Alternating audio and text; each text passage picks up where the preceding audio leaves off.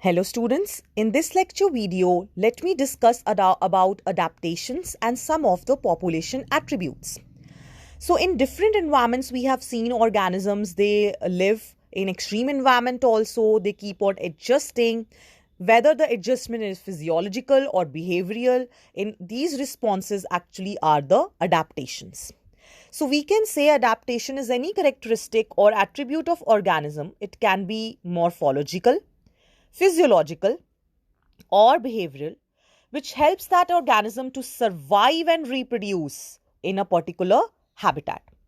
So now if we see the example of certain organisms, like we'll begin with kangaroo rat, who is found in North American deserts. In the absence of external source of water, how it is going to meet the water requirements? First is internal fat oxidation, in which water will be released inside the body. Another is it concentrates its urine. So, minimal amount of water is released outside. That is how it is doing. This is considered as physiological attribute. Next, coming to morphological attribute. Talking about desert plants, they have thick cuticle. Then the stomata also are in deep pits so that the water loss is minimized.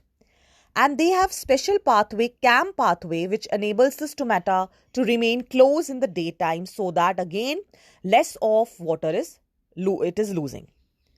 Then some desert plants like Opuntia, they are not having any leaves. That is reduced to spines. Again, these spines will take over the function of photosynthesis. Next, coming to again physiological and even morphological, we can consider the mammals which from colder climates, which are living in colder climates. Now what they are having, they will have short ear and limbs to minimize heat loss. This is called as Allen's rule. The body will have a thick layer of fat, like in case of aquatic mammals, it is called as blubber. But the ear and limbs will be short because from somewhere the heat loss has to happen in the body. So it has to be minimized. Next, coming to the concept of altitude sickness.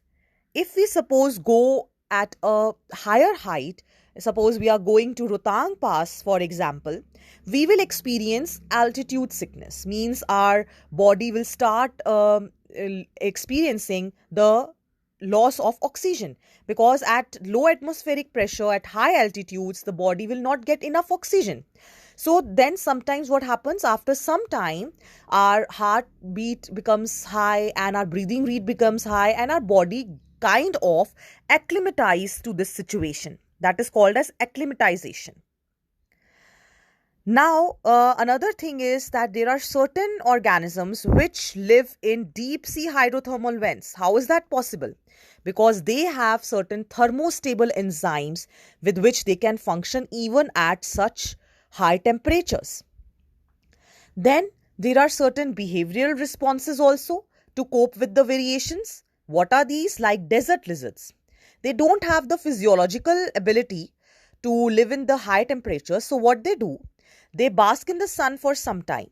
And when their body temperature is dropping below the comfortable zone, they move in the shade.